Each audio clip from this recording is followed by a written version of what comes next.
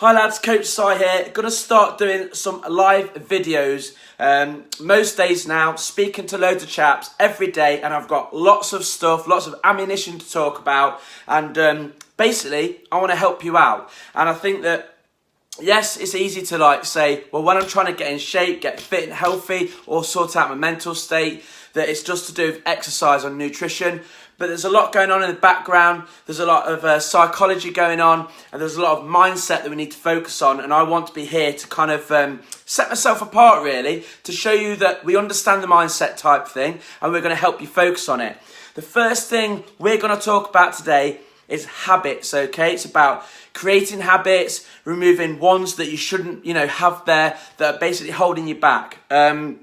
Because basically, I'm a firm believer, your daily habits are the basis of your success. So in family life, in your health, in your fitness, in your career. So basically, if obviously your habits are more solid and that you're congruent with them and you don't kind of fall off track when things don't go your way, you're going to be more successful in every aspect of life. Or it might fall down in certain parts of your life, such as health and fitness, which happens with most people.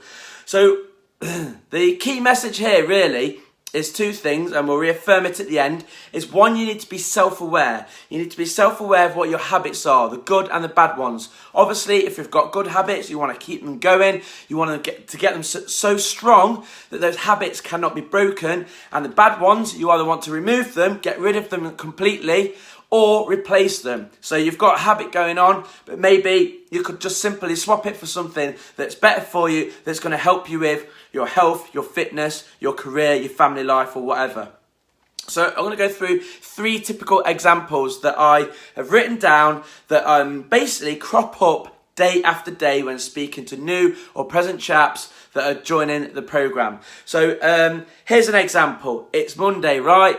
You might have loads of work going on, loads of stuff that might have happened at the weekend, and you've had a mental day. And you plan to go for a game of squash with your pal tonight. And you end up having to cancel. So you don't go squash because work was mental. You didn't get back from home tonight till 8:30 p.m. and you sack off the training completely. You'll go tomorrow, you'll reschedule, sometime in the week. But the problem is, you don't know what's going to happen tomorrow. You don't know what's going to happen the rest of the week. So you might end up not going at all. The best thing you can do, yes, you've cancelled your squash lesson or whatever, your match. And yes, you've missed out and you've had a shit day and you've been worked too hard, whatever.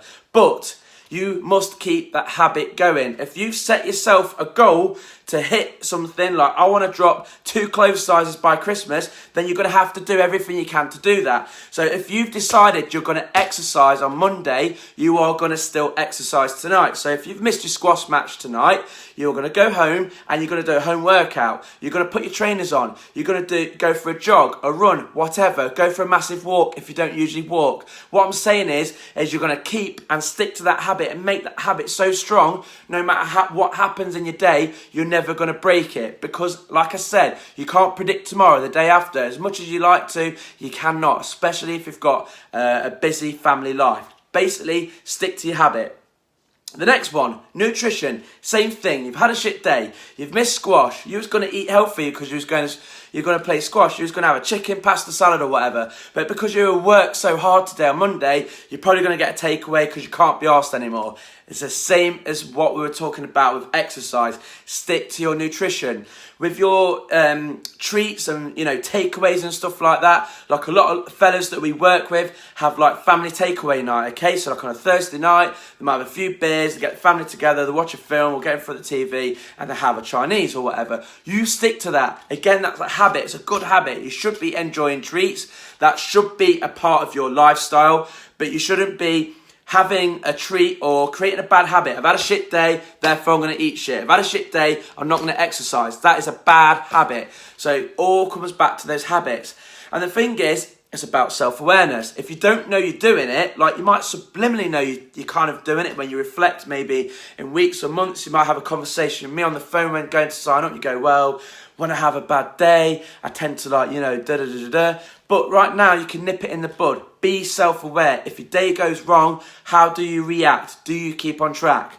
And the third thing, a habit that I call a bad one, is sofa snacking. So most people say, I'm really good through the day, but it's after my evening meal, I start, raiding the cupboards, the kids' cupboards, chocolate sweet, or smashing down the bags of crisps in front of the TV. Create a good habit. So what we do on the program is we focus on eating with a certain structure. So we have 3 main meals a day and 2 snacks, right?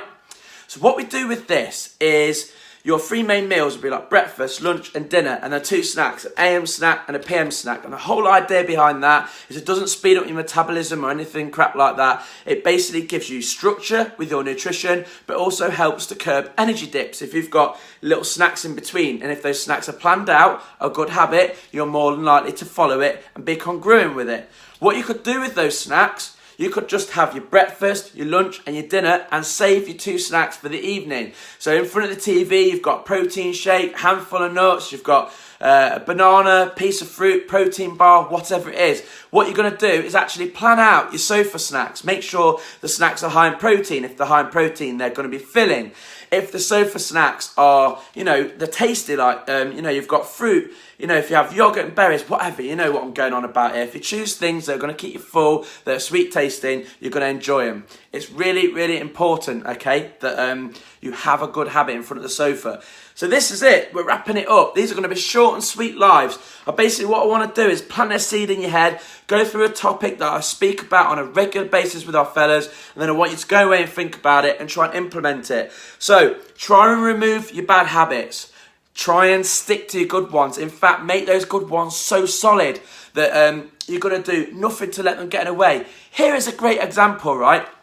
I've decided with my business coach that I'm going to start doing lives on common topics that I speak with on a Men Over 30 program. And I thought, do you know what? I'm going on holiday next week. I'll start them after I've been on holiday, right? So this is being self-aware. I'll just start the lives after half holiday.